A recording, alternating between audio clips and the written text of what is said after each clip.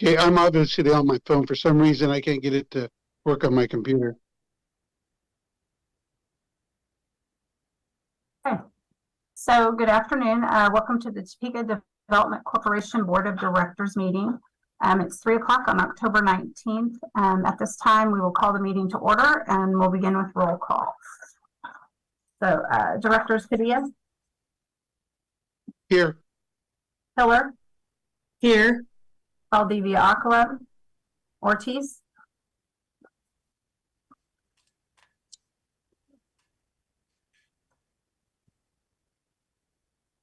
I can see her.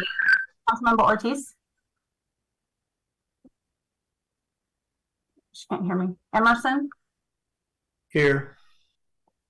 Kale. Here. Nager. Here. Dobler.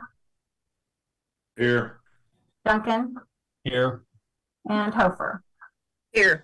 All right, I'm showing 9 present with Valdivia Acala absent.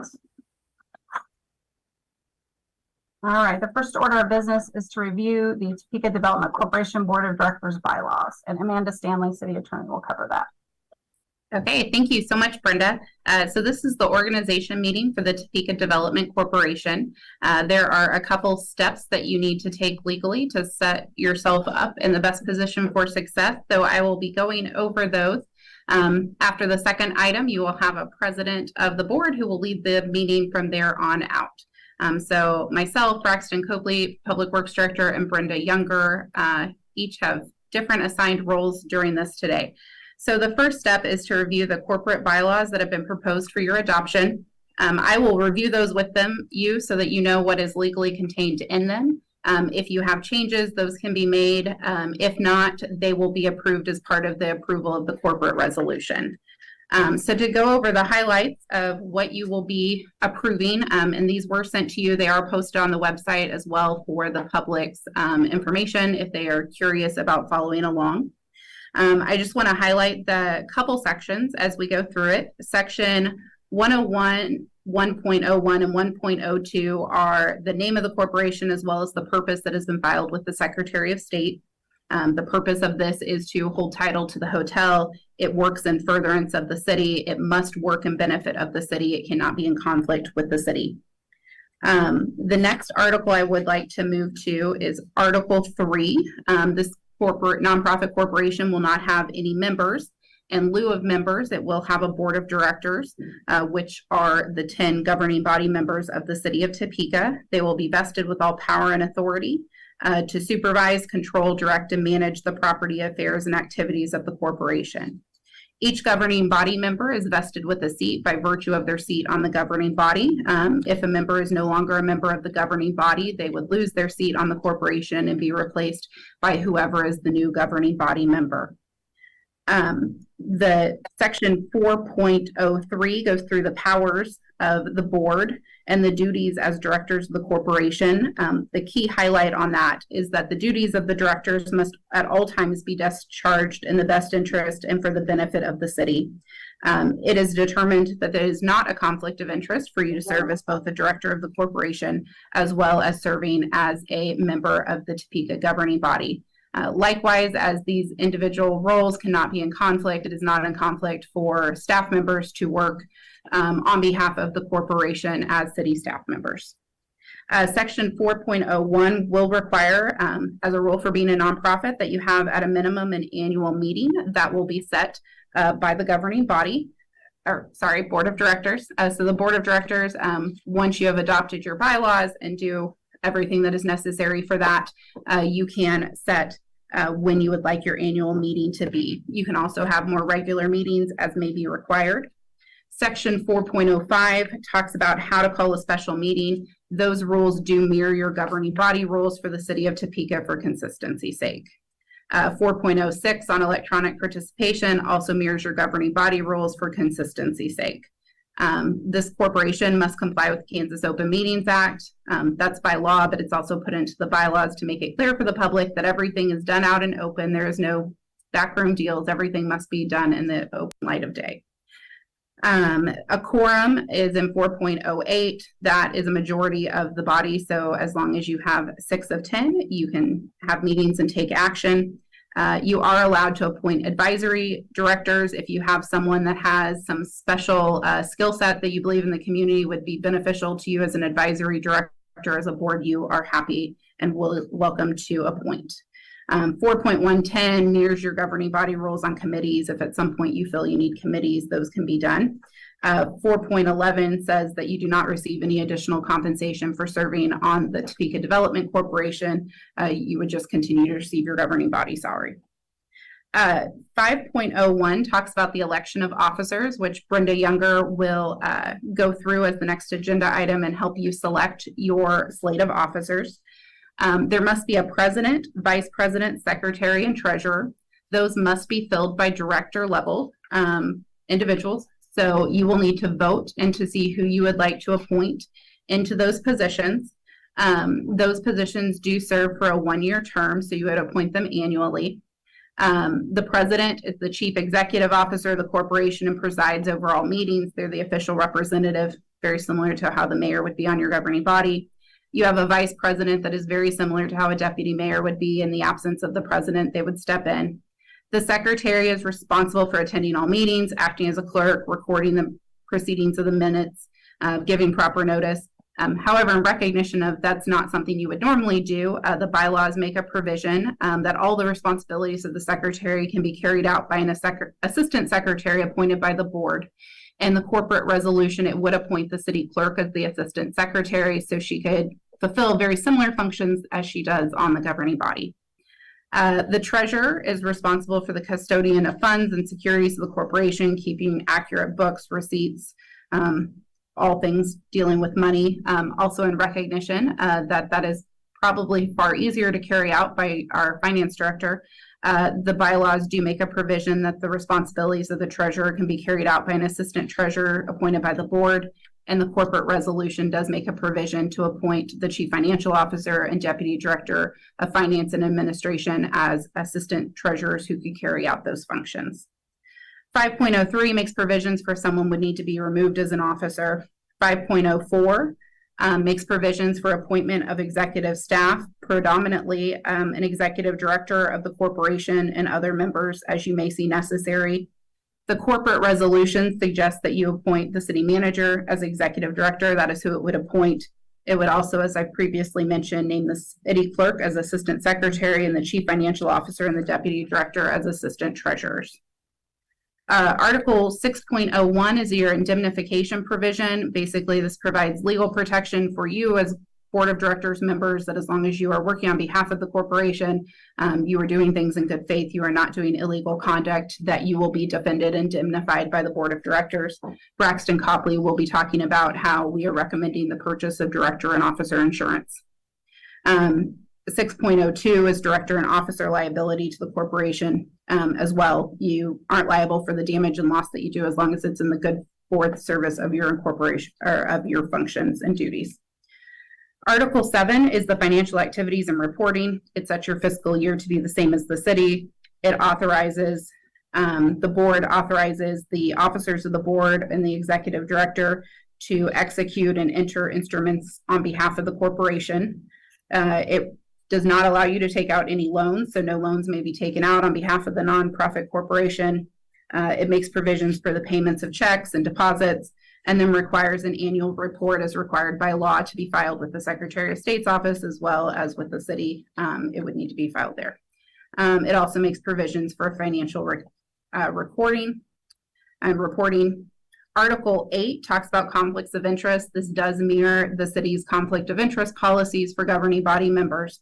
The only exception is that they do have a stronger conflict of interest rule in 8.03 that if you do have a conflict of interest, you must not be present for the discussion or vote on that action item. So you would need to recuse yourself from the room in that instance. It requires minutes be taken as well as an annual review of our conflict of interest policies to make sure that all statements are furnished and make sure everybody knows who has conflicts. It also says that the corporation cannot loan any money to any officer or director. Finally, in Section 9, that allows you to repeal or amend the bylaws. If at some later date you would need to appeal or amend the bylaws. You can not repeal or amend those without the consent of the city or in a way that would alter the purpose of the corporation. So you couldn't amend them in a way that would make the corporation lose its nonprofit status, for instance, or no longer be an instrumentality of the city. And then finally, Article 10 talks about the dissolution of property in the event that the nonprofit corporation is no longer needed. First, liabilities would have to be paid. Second, any assets that are the property of someone else would need to be returned. And then finally, all other assets would dissolve back into the city and it would cease to function. And then finally, just Article 11 is miscellaneous proceedings, such as no part of the property assets of the corporation can inure to the private benefit of a director or other private person. I am happy to answer any questions that you may have. Otherwise, when you approve the corporate resolution, you would approve the bylaws.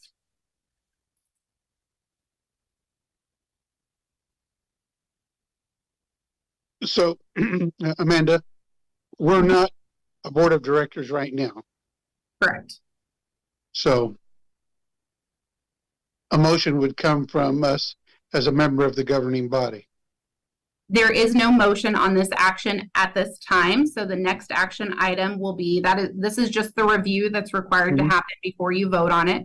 So the next action item would be to select who you would like to be as your president, vice president, secretary, and treasurer, and Brenda Younger will handle that. And then the third step would be the adoption of the corporate resolution, at which time one of you would make a motion to adopt it and you would officially be the directors of the corporation. Thank you.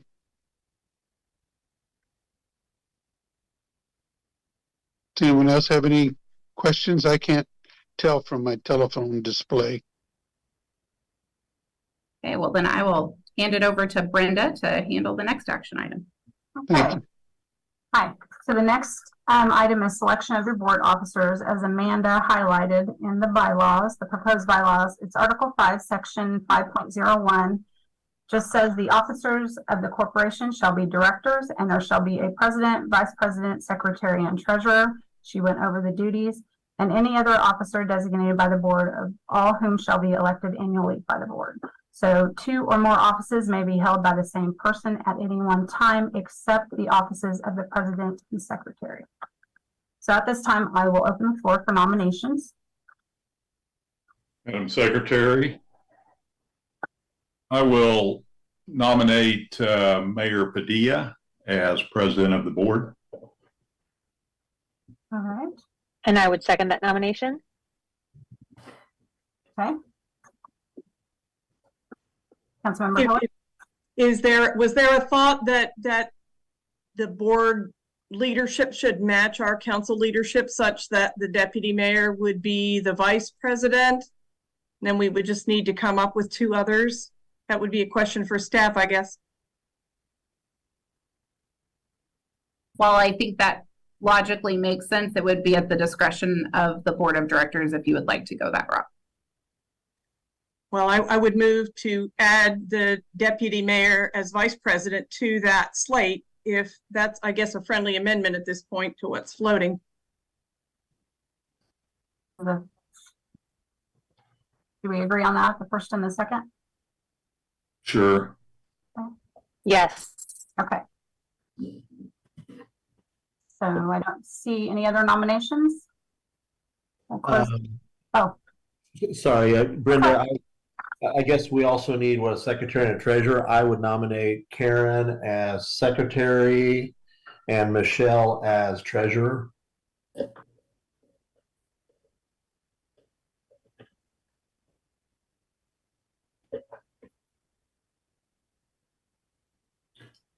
If that's in the form of a friendly amendment, I'm good with that.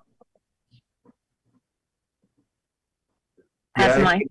and just in deference to the other people that are on here, I thought it was good to have 4 people that for sure we know will be on here for 2 more years at least.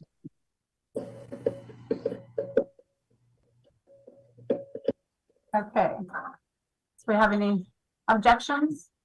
If not, Mayor Padilla will serve as president, Deputy Mayor Doble will serve as vice president, Councilmember Hiller will serve as secretary, and Councilmember Hofer will serve as treasurer. So I guess, can we do voice vote? So all those in favor, if you want to say, saying yay, and those opposing saying no. Did Yay. we close the nominations? Yes, we just covered that. So we have Mayor Padilla as president, Deputy Mayor as vice president, Councilmember Hiller as secretary, and Councilmember Hofer as treasurer.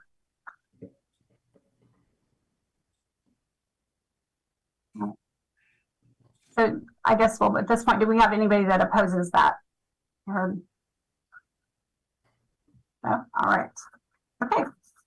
So we will move on to the next item, and that is Amanda. She'll cover the corporate resolution. Okay, I will cover the first part of the corporate resolution and then toss it over to Braxton to explain one portion of it on the management agreement. So the corporate resolution in front of you is a necessary tool to give authorization to do several things.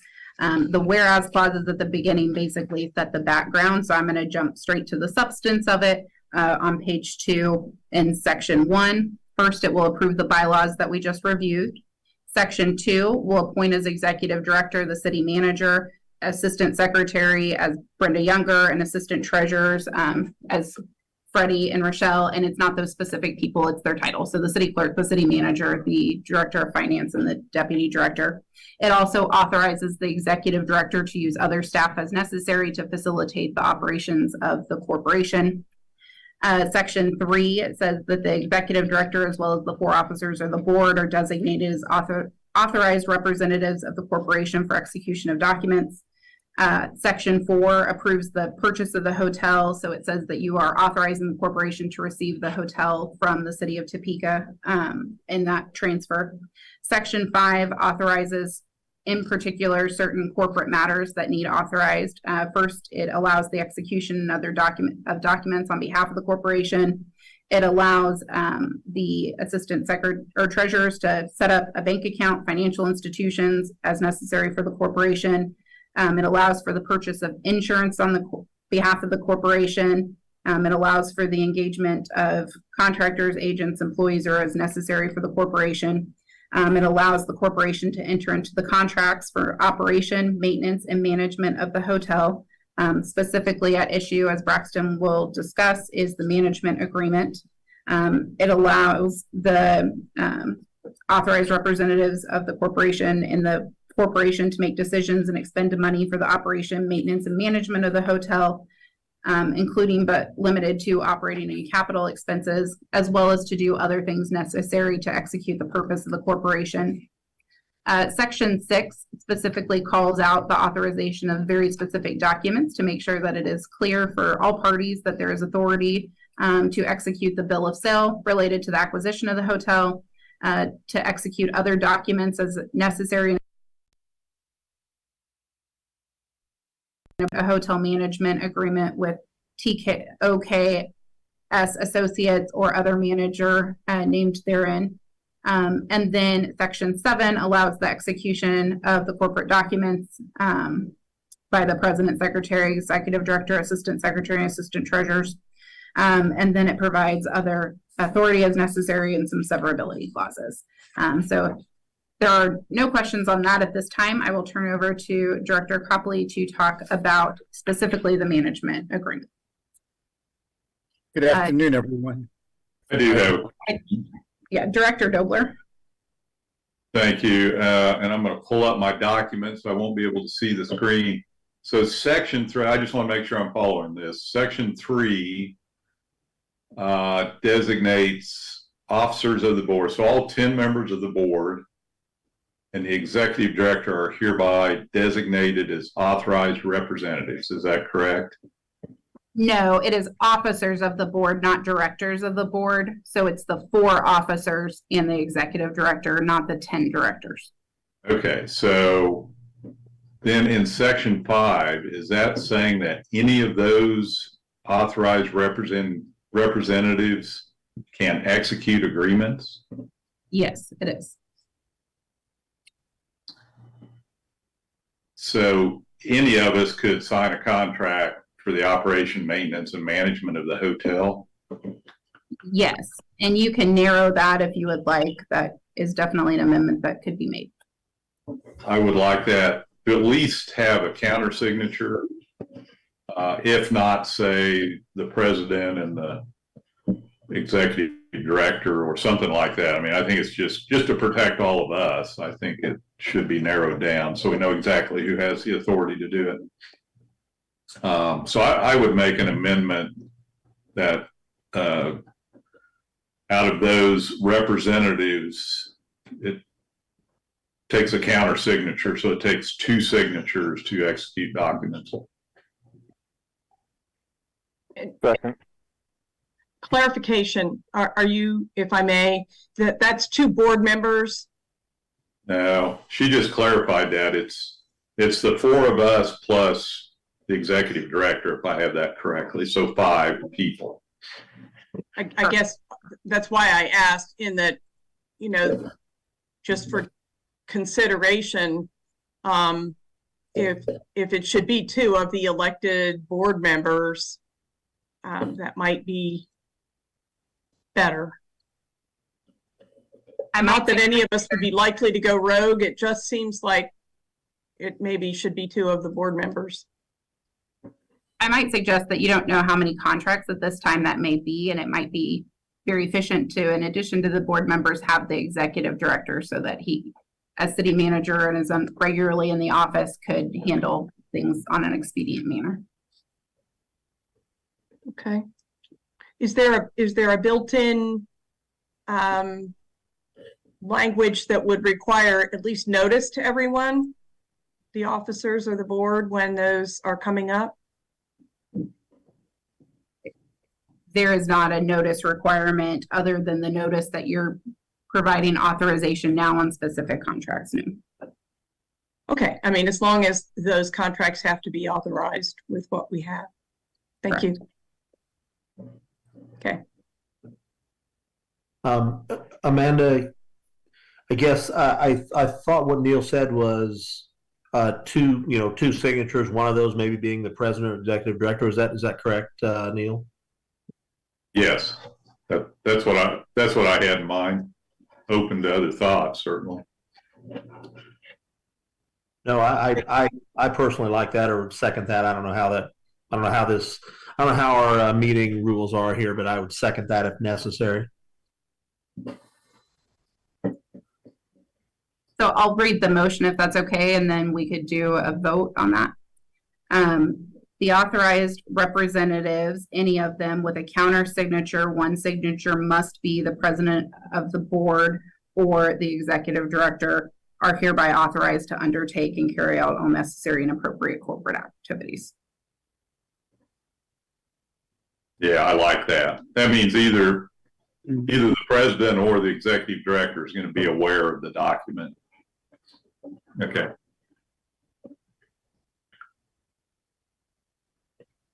Brenda, do you want to call a vote? Absolutely. Okay, we'll start with Hiller. Yes. Let's see about Ortiz. No. Emerson. Sorry, yes. Hale. Yes. Nager. Yes. Dobler. Yes. Duncan. Yes. Hofer. Yes. And Padilla. Yes. We have 8 yes.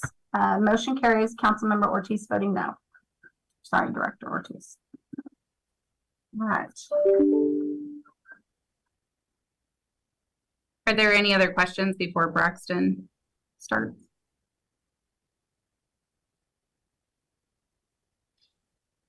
No. Public Works Director Copley here, DC correspondent today. Just want to make sure that the only thing that was voted upon was the motion to clarify the signatures necessary, the board has not voted on the resolution at this point, correct? Correct. Just, thank you. I would like to give a synopsis and overview of the management agreement. We do not have a finalized management agreement at this point. The draft that was shared with you was the latest draft as of Monday morning. And I want to go over the significant business terms in that. First and foremost, the initial term will be for 2 months. This is important because the Manor Conference Center is also under contract with GF Hotels for a initial term that will expire on December 31st. It is critical that the hotel and Manor Center are operated by the same entity, given the fact that the Manor does not have a kitchen and that food needs to be prepared in the Hotel Topeka kitchen, where it can then be taken over to Manor and served from there. The contract contemplates 2 additional 6-month extensions, and obviously the parties would be free to agree to further 6-month extensions if necessary. All employees will be employees of the management company and not the city. The city will have say over, and I should say the TDC, Topeka Development Corporation, will have say over the key employees. Key employees are defined as the reservations and booking manager, the general manager, and the chief engineer. The compensation package for this is composed of several components. The first of those is centralized services. The centralized services are the IT fee, the revenue management fee, and then their HR administration fee. The IT fee will be approximately $5,270 a year. The revenue management fee, $17,988. And the HR administration fee will be $1,045 per year plus $80 per employee. These are fees that, unless you have taken a deep dive into hotel management, are maybe not readily apparent other than the IT and HR administration. The revenue management fee is basically to provide for the back-end bookkeeping, for various and sundry expenses that the hotel industry clings to, and this would include key metrics such as revenue per available room, which is otherwise known as RevPAR. It would also include total occupancy. It would include profit and loss based on food and beverage sales. It includes what is their percentage of market share amongst the hotels in the city of Topeka. So it's very granular in terms of the sort of information, and hence the fee. My guess is there's probably some sophisticated software and licensing, as well as a need to keep that up, which they feel justifies the need for the fee. There is a management fee that was also listed as the greater of 3% of gross revenue, or $10,000 per month, which comes out to $120,000 per year. Of course, when you have 2 lawyers arguing over a contract, they make it as unbelievably complicated as possible. And so in the contract, it's listed at $7,500 a month, but then there's a carryover, a catch-up provision in the event that the management company did not receive the $120,000, that there is a catch-up provision for that. There's also an accounting fee of $18,000 a year. There is a wind down fee, which would be equal to the average management fee for 1 month during the preceding year. And then there's an obligation to maintain a working capital account of $150,000 a year. The reason for this being is that the management company does not feel that it's reasonable that they put their capital or cash at risk, that they want to have the owner making that obligation based on the financials that were provided to us in July of this year, the preceding 12 months, so July of 2022 through July of 2023, the hotel generated a net loss of $350,000 a year, which Freddie has shared with the governing body or the board of directors at previous open meetings. I will point out that our broker and risk manager have gone through the requirements under the hotel management agreement relative to the insurance coverage. Those coverages cover the operation of the hotel. They are contracted for by the management company, but they are paid for as an operating expense of the hotel.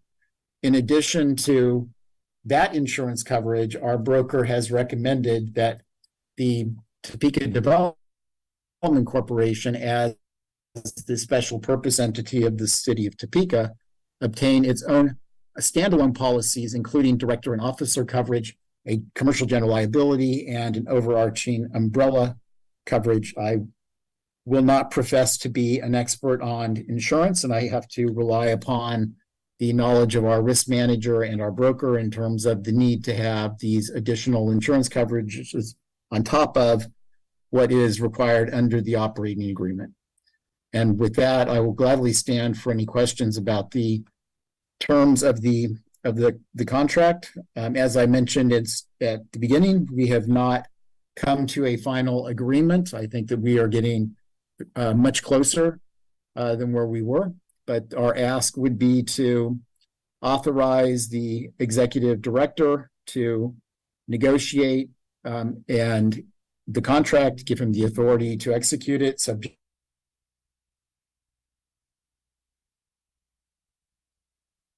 put the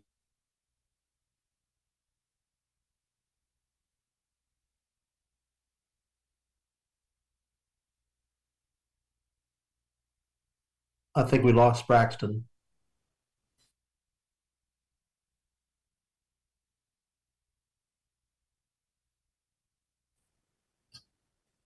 He's dreaming up some complicated legal terminology.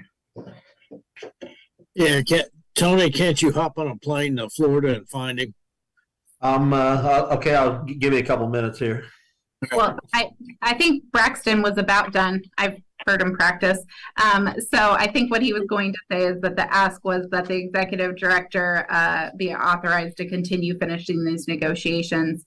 And then, as we've already discussed, the corporate resolution would then give authority to execute that agreement subject to the co-signer. Do you have one? Oh, go ahead. I do have one quick question, Mr. President. Mhm. I don't know about that. And it's probably in there. I just didn't have time to get clear through that again. Who owns all of the property in the building? I'm thinking, everything that's movable out of there. Who owns that, and how do we guarantee that if it's us, it stays in place? And I guess a subsidiary question to that is, are we responsible for replacement, and how much of that gets done before we have a good handle on what we need to do to each of those rooms? You guys hear me now? The last thing I heard was Director Emerson saying that he had lost me. So Dobler's question, or I should say Vice President Dobler's question, as to the chattels and the various furniture fixtures and equipment. On the date of closing, we are not just purchasing the real estate. We are purchasing a going concern. We have had the initial conversations with the finance team, legal, and the host of attorneys and accountants for GF Hotels, the receiver, etc. The plan is first thing in the morning, starting at 7 a.m., the GF Hotels accounting staff will go through and look at what is the cash that they have available, what are the receivables that they have available, and basically prepare a closing statement, because there will be a number of adjustments relative to how much money is in the kitty as of October 31st when we go to close. So the answer to your question is, as of the close of the sale, the real estate, as well as all of the chattels, furniture, fixtures, money on hand, accounts receivable, will all become the Topeka Development Corporation's items. And that's why we want to have a management agreement in place, preferably with GF Hotels, who is currently managing it, so that we have continuity in terms of our immediate manager. And then once we get that done, then we can certainly look at other options in terms of what is the best fit for management of the hotel based on the evaluation and recommendation of our consultant, which is RevPAR International.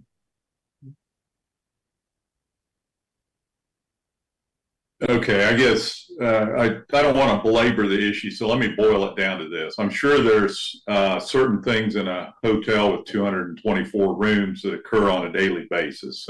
Chair needs to be replaced, water glass needs to be replaced, whatever it is. And I assume in the provision of the contract, a certain amount of that it just happens and we ultimately pay for it. We trust the good judgment of the management firm to do that.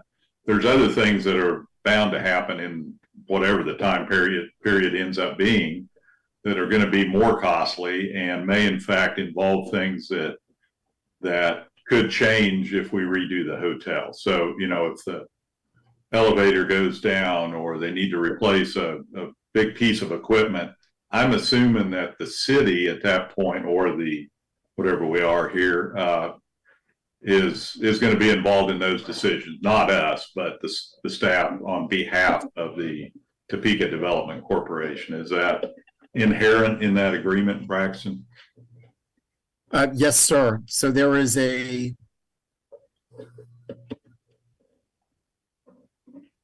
general authorization for them to manage the hotel on the day-to-day, but then, I'm sorry, Amanda? I think it's a 9.8. So that's the budgetary authority. Anything that's excessive or going over budget by more than 5% or $10,000, they need to come get consent on replacement items and what to do next. Okay. Perfect. Thank you. Actually, that's one section, but the bigger section is 3.1, which is relative to what they can do, and then what they cannot do, particularly under 3.1D, has the limitations in terms of if it's a contract of more than a year, if it's an expenditure of X number of dollars. Those are all the sorts of safeguards that I will tell you that I was very happy to have an attorney with 30 years of experience doing this, assisting us in negotiating the terms of this management agreement. Very good. That's a good answers to that question. I appreciate it. I'll follow up if I could. Per what Vice Chair Dobler talked about, what exactly is the line between what we're responsible for and what the managers are responsible for? And the examples I might give would be furniture, mattresses, kitchen equipment versus towels, soaps, dishwashing equipment, tools. Which ones do we pay for and which ones does the management pay for as part of the cost of doing business? So the general answer to that question is all of those things will be paid for as a cost of operating the hotel. And the first line of defense would be that the revenue that was booked would be to use to cover the cost of replacement of a mattress, purchasing of food and drink, replacement of towels. If there was a net operating loss that did not have sufficient funds, then the provision that talks about kicking in the working capital account and keeping that at the $150,000 would come into event. Now, obviously, there are safeguards built in terms of what Amanda had referenced to. Anything that was unbudgeted that's over $5,000 would require prior approval of the owner, et cetera, et cetera. Thank you.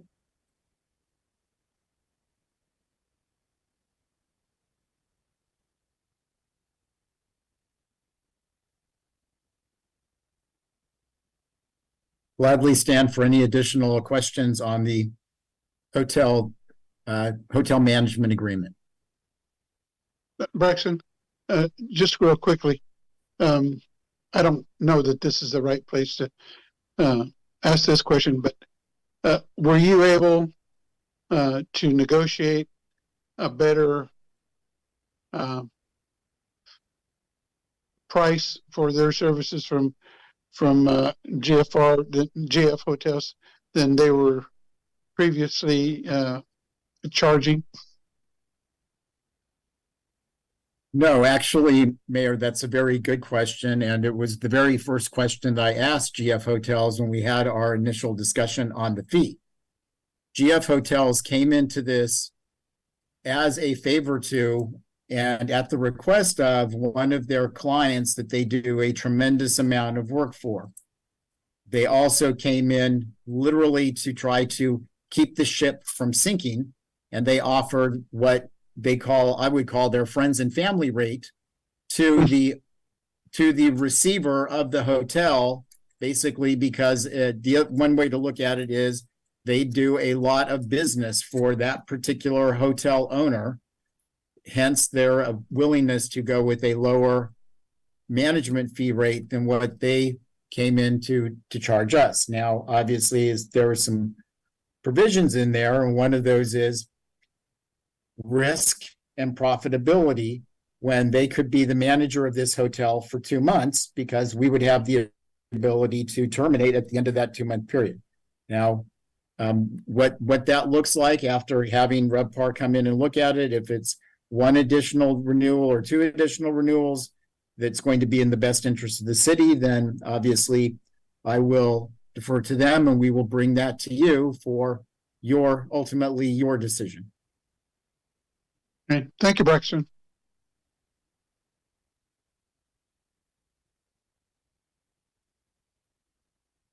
If there are no other questions, Mr. President, it might be an appropriate time for a motion to approve the corporate resolution.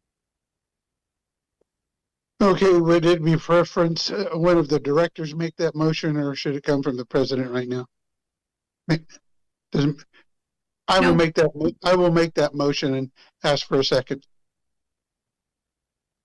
Second. It was seconded by Director Emerson. Okay, we'll call for the vote. Am I correct? Correct. Okay, Board of Directors Hiller,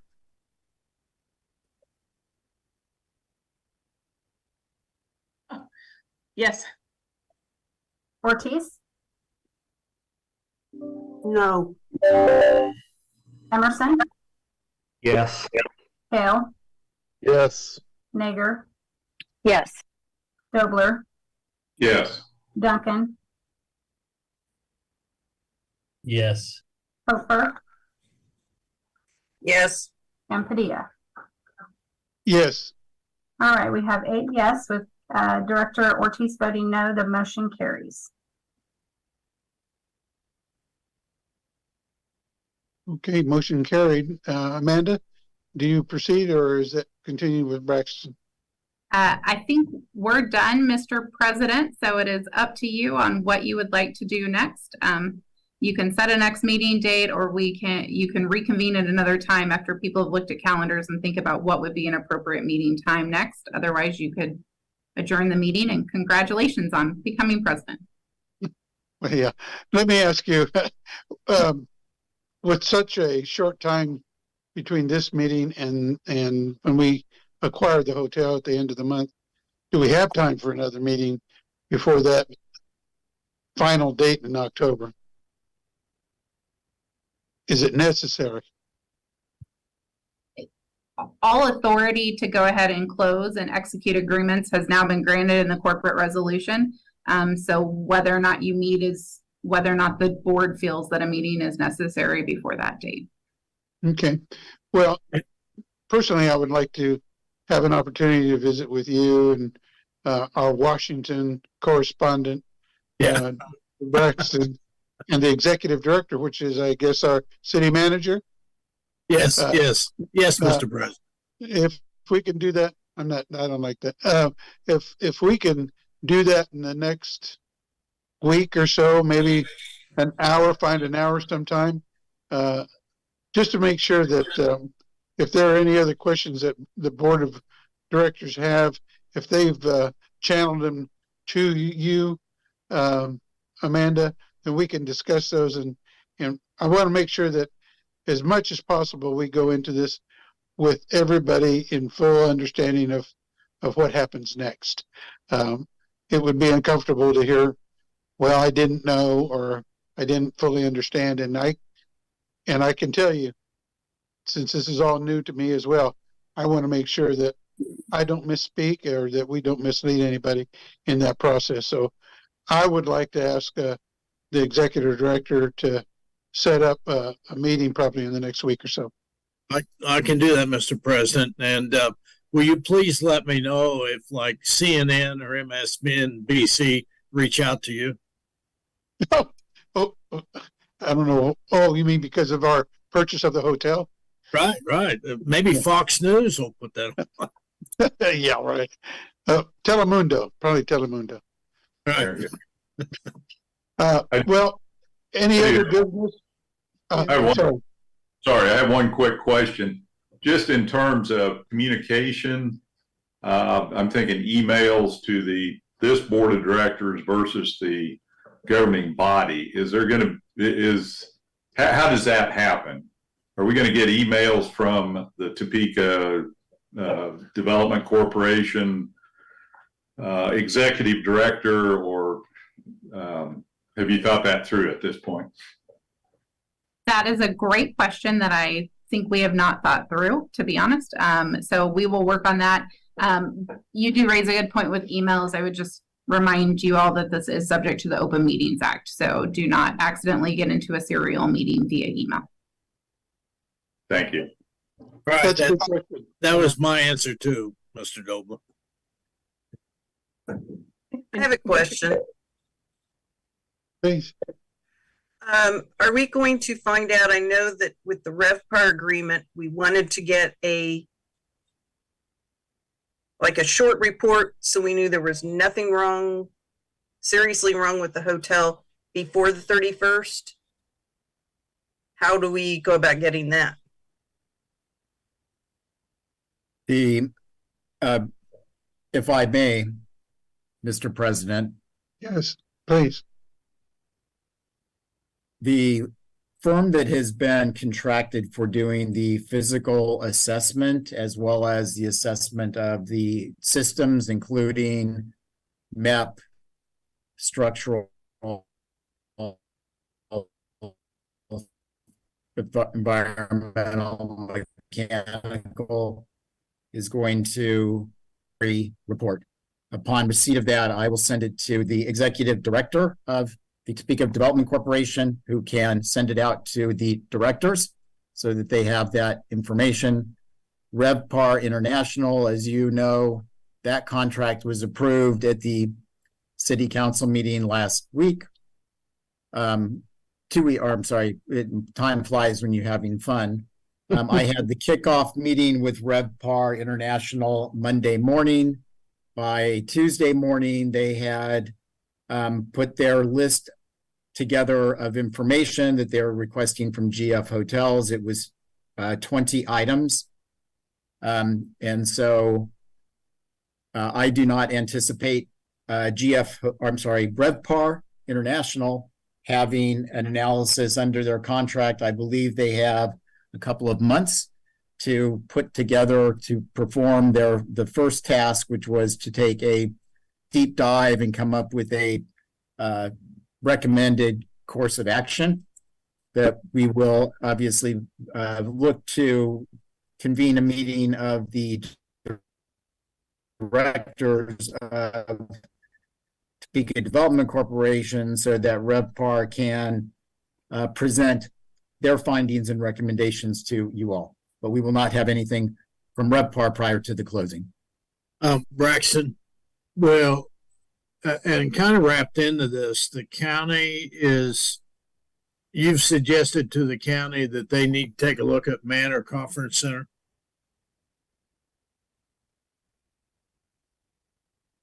I'll defer to the city attorney on how best to answer that question. The city has engaged in conversations with the county.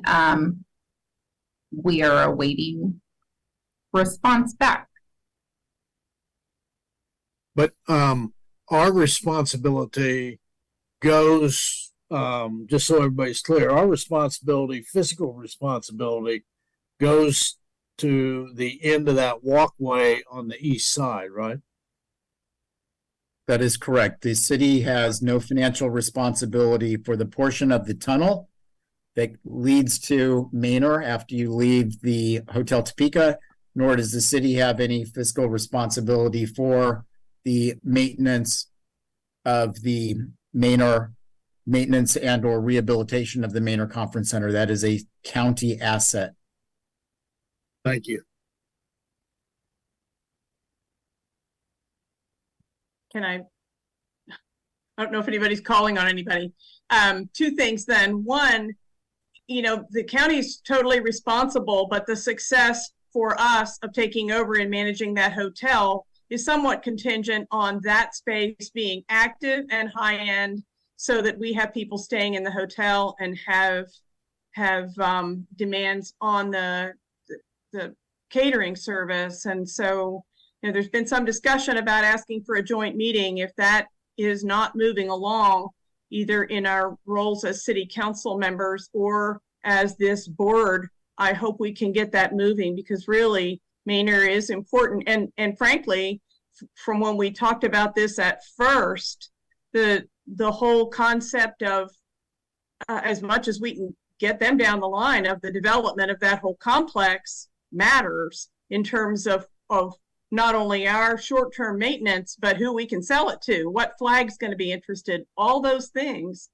The county's intentions and demonstrating that there's something behind them is very important now, I would suggest. So whatever we can do as a body or through you soon would be important. The other thing that I had my finger up for before was just to clarify then for communications, if people have concerns or questions. I personally would like to see us all clearly copied on messages so we know who got them instead of the blind copies that we have, but I'll just throw that out there. In terms of communicating about this subject matter, is what I heard that the thing should be addressed to Amanda. And if so, Amanda and any CCs, like Braxton and the city manager, whoever, so that if we all have questions or communications, it gets to the right people first string. I would say they should go to the executive director, which is the city manager, unless it's specifically a legal question, at which point you should send them to me. Yeah. Thank you for that. Yeah, send all those legal to Amanda. Amanda, to answer a little bit about what Director Hiller asked about, as I understand it, communication has been sent to the county legal that we are hoping to hear from soon with regards to discussions about manner and intent to do the updating and so forth. Am I correct? Is that still pending?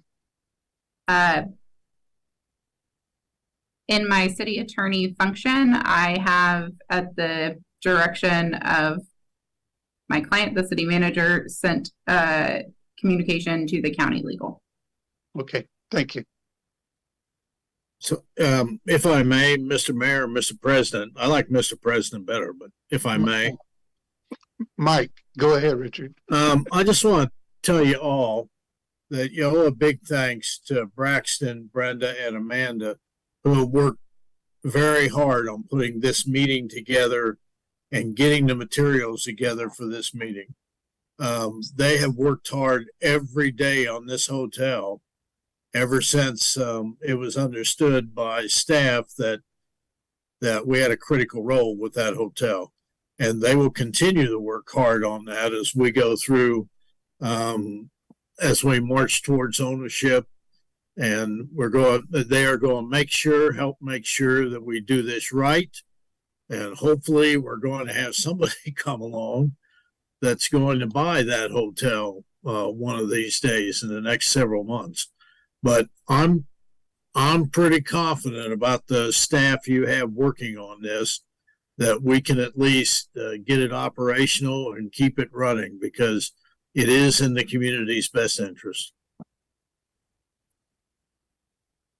Thank you, Richard. I would echo those same accolades for Amanda and Braxton. It followed him all the way out of state, and I appreciate that he's got a lot on his plate and has had for some time. And between him and Amanda and others who have contributed to it, it just goes again to speak to the quality of our staff. I'm glad you mentioned it. And I might suggest that it might be a good idea for the Topeka City Council and the Shawnee County Commission that we schedule a lunch down there at the hotel and have a joint meeting.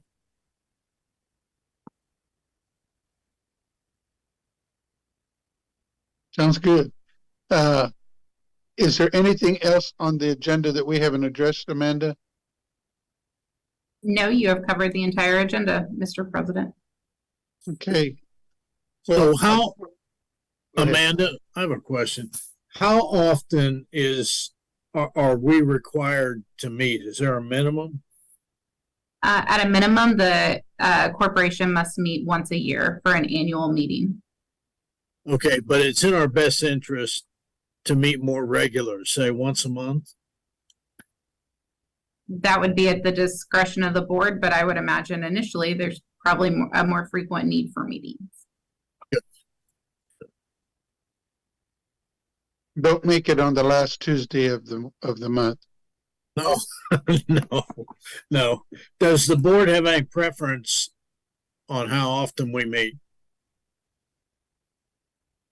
I would like to meet as needed, and also, depending on what my colleagues think, consider having those meetings adjunct to our council meetings, either let's say at 5:30 or 5:15 or afterward.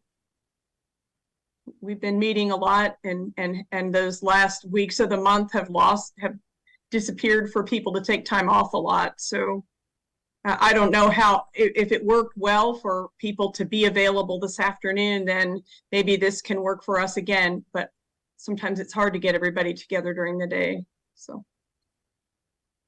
Well, if you'll trust your executive director, Councilwoman Hiller, I'll run a little poll. Sure, just throwing that out. I'm trying to think, didn't we, in some time in the past, didn't the council meet sometimes like around 5:30 for a short business meeting, and then they would adjourn into the regular meeting of the council?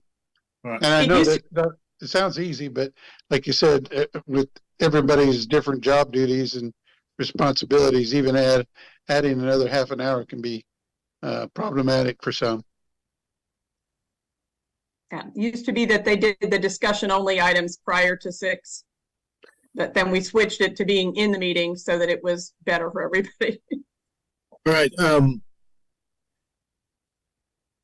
Madam City Attorney, I would assume that this group is open to the Kansas meeting laws. So whenever we have a meeting, we need to post it, right? Correct.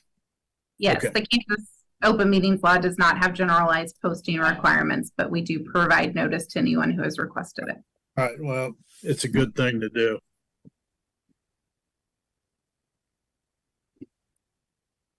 It's, like I said, I can't see if anybody's got their hand up or anything, but just taking a moment to make sure everybody's got their questions asked before we adjourn.